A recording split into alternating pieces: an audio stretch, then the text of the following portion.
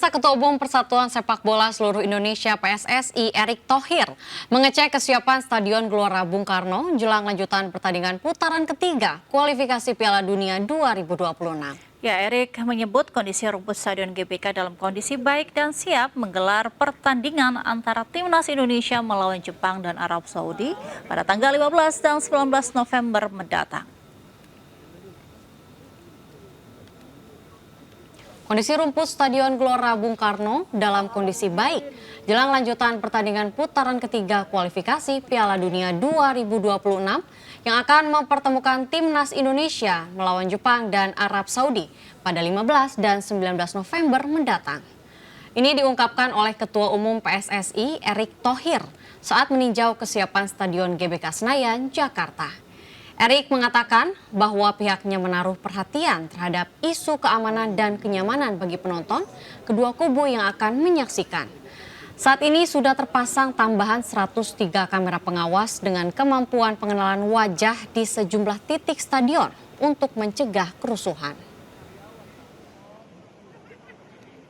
Dan tentu beberapa juga kita sediakan buat tamu VIP, maksudnya dari Jepang, presidennya Jepang, ini semua pada datang gitu. Kita harus juga alokasikan seperti kalau kita bermain di luar juga kita diberikan kesempatan akses yang sama.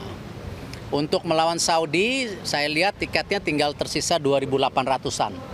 Jadi hal ini membuktikan memang masyarakat sangat mendukung tim nasional karena ini marwah bangsa kita. Kita beralih ke informasi seputar Pilkada 2024. Pemirsa, alat peraga kampanye pasangan calon gubernur dan wakil gubernur Jakarta nomor urut 1 Ridwan Kamil Suswono diduga dirusak orang tidak dikenal di 3 lokasi. Terkait kerusakan APK tersebut, tim kuasa hukum dari tim pemenangan Ridho melakukan pelaporan ke Bawaslu.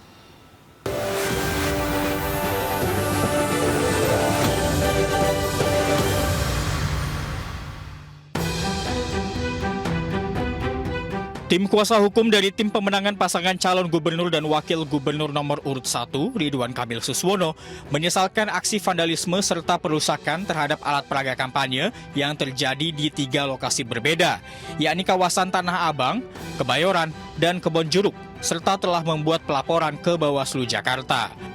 Pelaporan ini merupakan yang ketiga kalinya, termasuk perobekan dan pencoretan baliho di titik berbeda dari yang sebelumnya. Aksi ini tentunya sangat merugikan pasangan Ridho.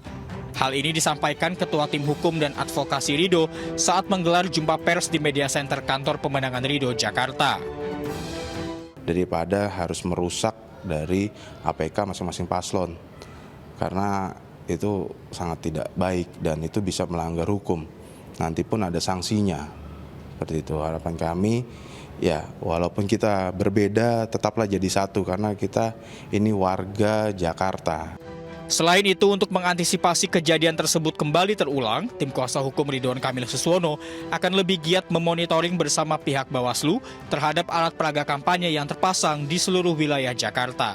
Dari Jakarta, iNews melaporkan. Calon Gubernur DKI Jakarta nomor urut 3, Pramono Anung, menyambangi 2 pulau di Kepulauan Seribu pada hari Jumat. Dalam agenda kampanye tersebut, Pramono menyampaikan beberapa program kepada masyarakat Pulau Tidung dan Pulau Lancang, mulai dari program di sektor kesehatan, pendidikan, pariwisata, hingga sarana transportasi umum.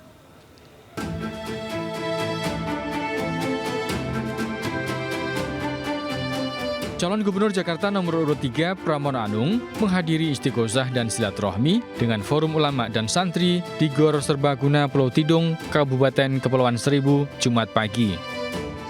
Usai istighosah di Pulau Tidung, Pramono Anung melanjutkan safari politiknya menuju Pulau Lancang untuk mendengarkan aspirasi masyarakat Kepulauan Seribu. Dalam kesempatan tersebut, Pramono menyampaikan beberapa program kepada masyarakat Pulau Tidung dan Pulau Lancang, mulai dari program di sektor kesehatan, pendidikan, pariwisata, hingga sarana transportasi umum. Kalau fasilitas ke Pulau Seribu ini kita lakukan, kita perbaiki, kemudian kapal ataupun angkutan itu secara reguler, pasti orang akan lebih nyaman untuk pergi ke Pulau Seribu karena nggak macet, waktunya juga lebih dekat, apalagi kalau program yang 15 golongan yang kita gratiskan mau pergi kemana saja di Pulau Seribu hanya menambah Rp30.000. Dan ini akan membuat Jakarta dan Pulau Seribu itu makin dekat. Sementara itu, calon wakil gubernur Jakarta nomor urut 3 Rano Karno atau biasa disapa Sidul menyapa warga Jalan Kemang Raya, Jakarta Selatan. Dalam kampanyenya, Sidul disambut meriah dengan atraksi ondel-ondel Betawi. Dalam kesempatan tersebut, Sidul menyampaikan program-program unggulan jika terpilih di Pilkada Jakarta. Di antaranya program menaikkan insentif RT RW dan petugas posyandu, Jumantik, serta Dasa Wisma, dan menggratiskan penggunaan KJMU hingga wisuda. Sidul juga menjaring aspirasi warga melalui program Jaring Asmara. Di hari yang sama, Sidul juga menyapa warga Taman Sari, Jakarta Barat. Kehadiran Dul di Taman Sari disambut meriah warga dengan salawat dan iringan musik Rabbana. Dari Jakarta, tim liputan iNews melaporkan.